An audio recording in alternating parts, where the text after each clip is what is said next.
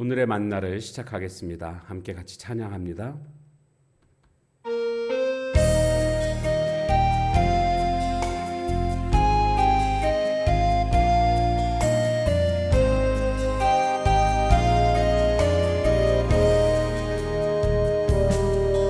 진정한 예배가 숨쉬는 교회, 주님이 주인 되시는 교회, 믿음의 기도가 쌓이는 교회, 최고의 찬양을 드리는 교회, 말씀이 살아 움직이는 교회, 성도의 사랑이 넘치는 교회, 섬김과 헌신이 기쁨이 되어 열매 맺는 아름다운 교회,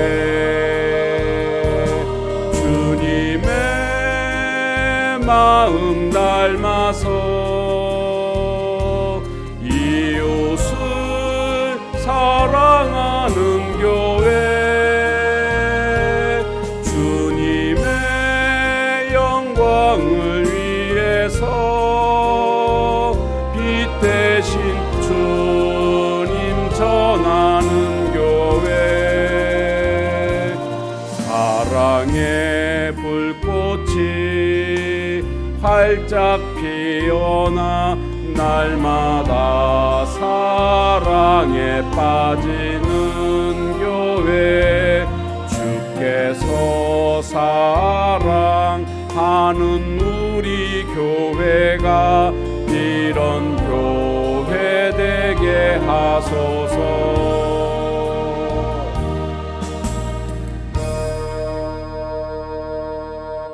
하나님 말씀 고린도전서 14장 13절에서 25절까지 말씀 보겠습니다. 그러므로 방언을 말하는 자는 통역하기를 기도할지니 내가 만일 방언으로 기도하면 나의 영이 기도하거니와 나의 마음은 열매를 맺지 못하리라. 그러면 어떻게 할까? 내가 영으로 기도하고 또 마음으로 기도하며 내가 영으로 찬송하고 또 마음으로 찬송하리라. 그렇지 아니하면 내가 영으로 축복할 때에 알지 못하는 처지에 있는 자가 내가 무슨 말을 하는지 알지 못하고 내 감사에 어찌 아멘하리요. 너는 감사를 잘하였으나 그러나 다른 사람은 덕세움을 받지 못하리라. 내가 너희 모든 사람보다 방언을 더 말함으로 하나님께 감사하노라.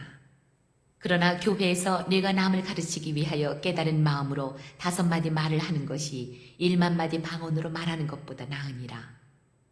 형제들아, 지혜에는 아이가 되지 말고 악에는 어린아이가 되라. 지혜에는 장성한 사람이 되라. 율법에 기록된 바 주께서 이르시되 내가 다른 방언을 말하는 자와 다른 입술로 이 백성에게 말할지라도 그들이 여전히 듣지 아니하리라 하였으니, 그러므로 방언은 믿는 자들을 위하지 아니하고 믿지 아니하는 자들을 위하는 표적이나 예언은 믿지 아니하는 자들을 위하지 않고 믿는 자들을 위함이니라. 그러므로 온 교회가 함께 모여 다 방언으로 말하면 알지 못하는 자들이나 믿지 아니하는 자들이 들어와서 너희를 미쳤다 하지 아니하겠느냐.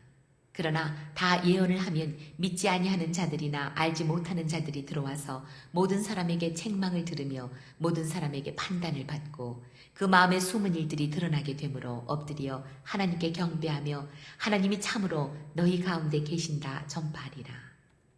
아멘.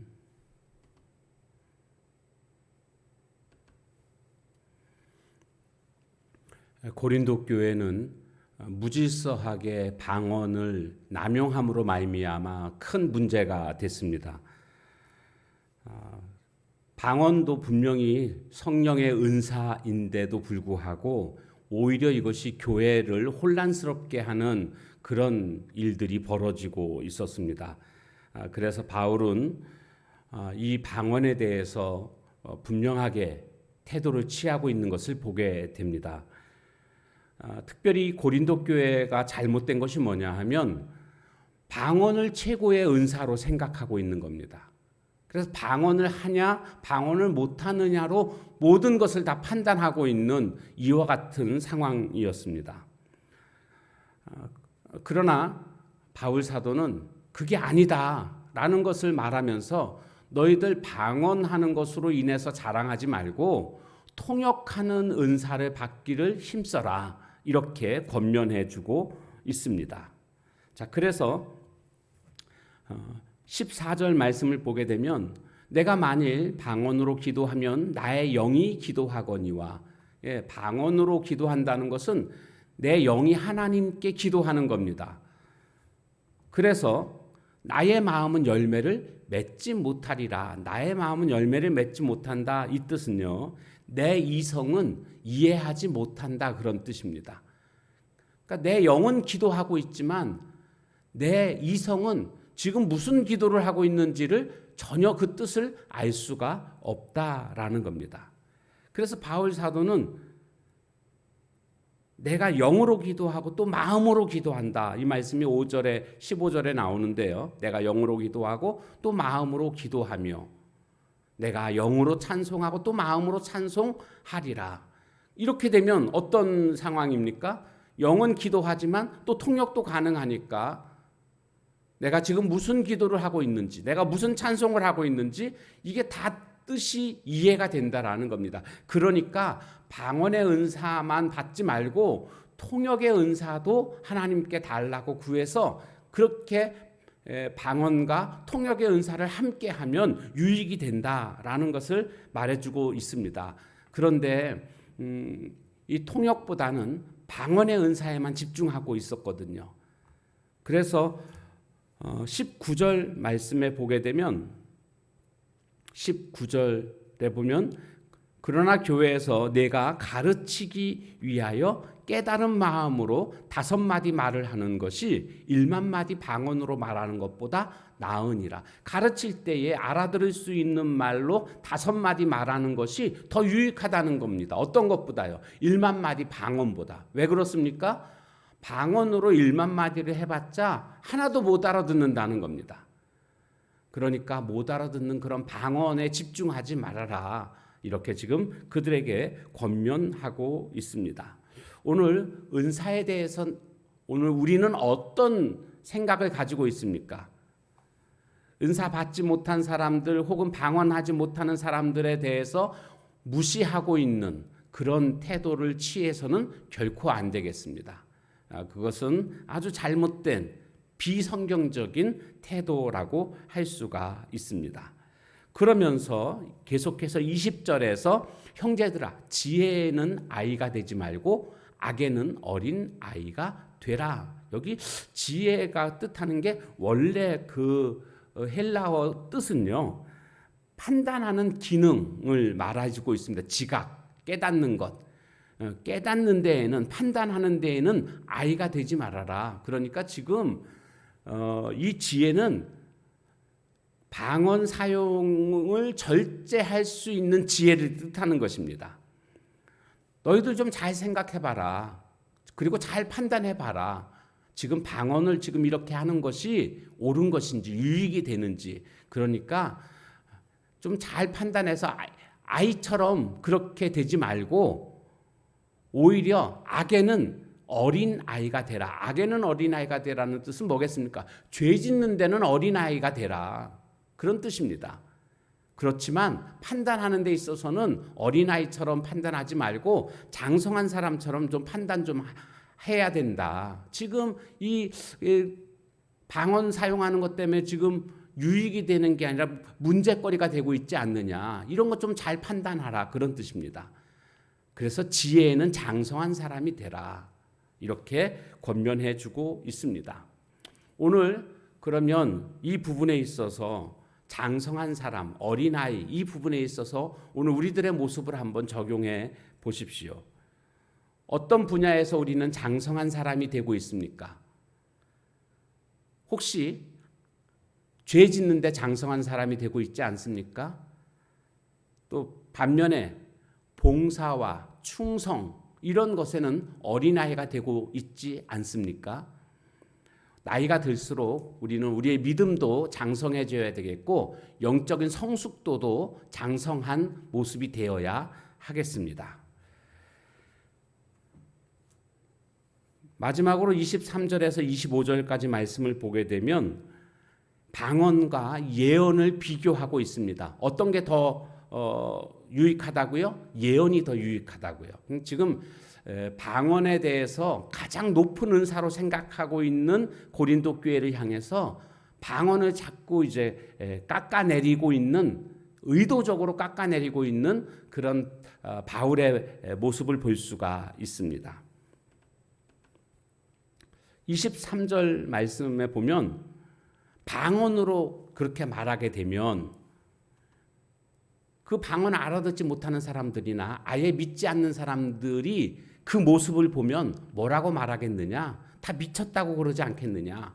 뭐 이상한 소리로 자꾸 뭐 살라살라살라 하니까 좀 미쳤나 보다, 그렇게 생각한다는 겁니다. 그러니까 믿지 않는 사람들에게 아무 도움이 안 된다는 거죠.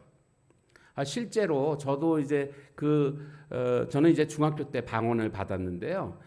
이 방언이라는 게 연습을 해서 또 방언을 하는 그런 경우가 있습니다. 물론 잘못된 거죠. 제가 아는 기도원에서 만났던 분인데 그 분이 얘기를 하시더라고요. 그분이 얘기를 하시는데 막 자기도 방언을 받고 싶어가지고 열심히 연습을 했다는 거죠. 열심히 연습시키는 대로 했답니다. 그래서 뭘 시켰냐 제가 물어봤더니 뭐 코카콜라 막 이러다 보면 혀가 막 꼬여가지고 그게 된다는 거예요. 그래서 뭐 코카콜라에서 코자를 빼고 카콜라 하면서 카콜라코 막 이런 식으로, 아니 그게 무슨 방언입니까? 가짜지요. 근데 자기도 알더라고요. 그게 가짜라는 걸 알더라고요. 근데 그렇게 시키면 기도원 원장님이 그렇게 하면 된다고 해가지고 막 그렇게 했다는 거예요. 근데 하도 그 연습을 하니까요, 혀가 꼬여가지고 막 말이 이상하게 막 나가고 막 그런다고 그런 얘기를 합니다. 그러면서 이렇게 이제 그 기도원 마당에 앉아 있는데 공을 찾답니다. 공을 찾는데 저쪽으로 굴러갔대요. 거기 사람이 있어가지고 공 이리 좀 찾으세요 이렇게 얘기를 해야 되는데 하도 연습을 해가지고 방언 연습을 해가지고 공 일루자로스키 막 이렇게 된다는 거죠. 연습해가지고 되는 방언은 가짜입니다. 그런 식의 방언은 아니고요. 정말 방언을 받고 싶으면 하나님 앞에 간절히 한번 기도할 때에 하나님이 긍휼히 여기시고 또 방언을 주시는 그런 모습들을 볼 수가 있는데요. 근데 중요한 것은 이 방언은 별로 도움이 안 됩니다. 교회 내에는요. 그거는 개인에게 도움이 되는 것뿐이죠. 교회한테는 도움이 안 됩니다. 물론 통역하는 사람이 있을 때는 도움이 될 수 있습니다. 근데 더 중요한 것은 그것보다 훨씬 더 교회에 유익을 주는 것은 예언이다. 왜요? 예언이라는 것은 성령님의 감동으로 말미암아 주시는 거거든요. 그래서 오늘 말씀에 보게 되면 어떤 사람들이, 믿지 않는 사람들이 왔을 때 예언을 통해서 그 사람의 죄들을 알아내는 겁니다. 그것을 드러내니까 와, 진짜 나만 혼자 알고 있는 죄인지 알았는데 어떻게 그걸 알았느냐고. 마치 수가성에 있는 여인이 예수님께서 남편 5이 있고 그리고 지금 있는 남편도 내 남편이 아니다. 자신의 과거를 다 알아맞히니까 깜짝 놀라게 되지 않습니까? 그리고 예수님을 메시아로 인정하게 되었던 그런 일처럼 예언을 하게 되면 이렇게 믿지 않는 자들이 자신의 일이 드러남으로 말미암아 이제 그들이 변화가 일어나게 된다라는 거죠. 그리고 이곳에 정말 하나님이 계시는구나 인정하게 된다라는 겁니다. 자, 그런데 우리는 여기서 예언에 대해서 분명히 알아야 되는데 이때 당시에는요, 신약 성경이 없었습니다. 훗날 이렇게 신약 성경이 완성이 됐죠. 이것은 뭡니까?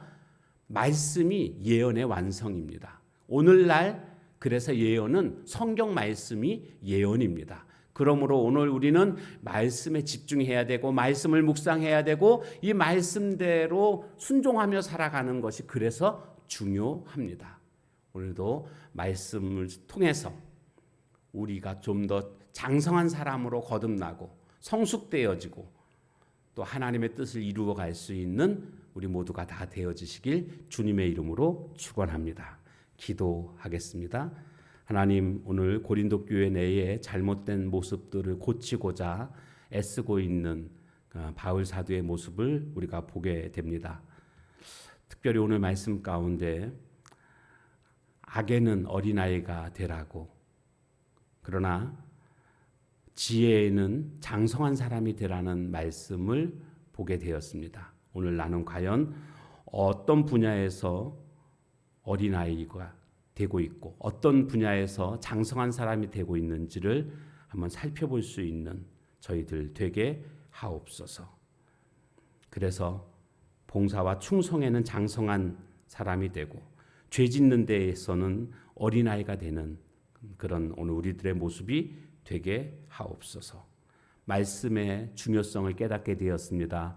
오늘 나는 하나님의 말씀을 묵상하고 말씀대로 살아가는 내 관심을 얼마나 많이 갖고 있는지를 이 시간 돌아보게 해주시고, 말씀 묵상하는 데 투자하는 시간과 핸드폰 들여다보는 시간, 인터넷 하는 시간, 텔레비전 보는 데 투자하고 있는 시간과 비교해보며 우리가 더욱더 말씀에 집중하는 인생을 살아가는 저희들 되게 하옵소서. 예수님의 이름으로 감사하며 간절히 기도하옵나이다. 아멘. 주신 말씀 붙들고 기도해 주시고, 또 개인의 기도 제목, 또 교회의 부흥을 위해서 이 시간 함께 같이 기도하는 시간을 갖도록 하겠습니다.